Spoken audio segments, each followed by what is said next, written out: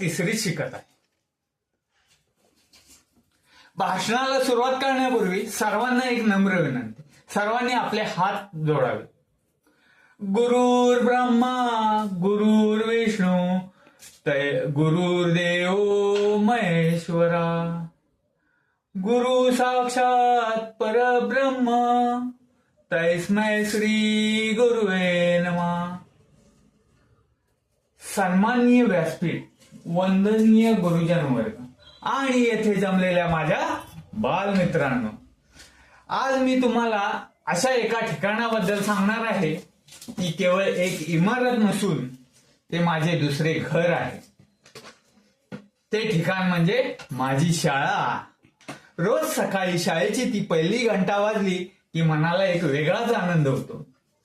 प्रार्थनेच्या सुराने आमचा दिवस सुरू होतो आणि शाळेच्या मैदानात पाय ठेवताच जगातील सर्व आनंद एकवटून येतो.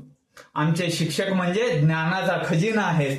ते केवळ पुस्तकातले धडे शिकवत नाहीत, तर आयुष्यात कसे वागावे, संकटांचा सामना कसा करावा आणि स्वप्ने कशी पूर्ण करावीत याची शिदोरी देतात. सर्व मुलांना व्यासपीठ देऊन त्यांचा आत्मविश्वास वाढवतात. प्रसिद्ध साहित्यिक विल्सन मिझनेर यांचं एक वाक्य आठवतं. ते म्हणतात,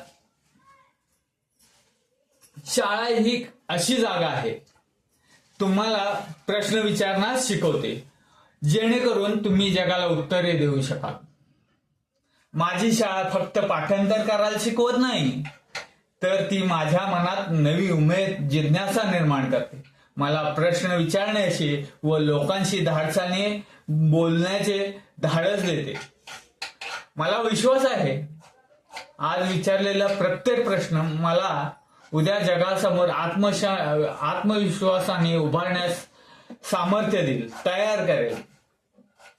शाळेचे मैदान ते म्हणजे आमच्या आनंदाचे ठिकाण. मधल्या सुट्टीत मित्रांसोबत डबा खाणे, लंगडी खो खो खेळणे आणि एकमेकांच्या सुखदुःखात सहभागी होणे, यातूनच आम्हाला मैत्री या शब्दाचा खरा अर्थ कळतो. शाळा म्हणजे ही एक माझा परिवार आहे, कुटुंब आहे. माझी शाळा माझ्या आयुष्याचा पाया आहे.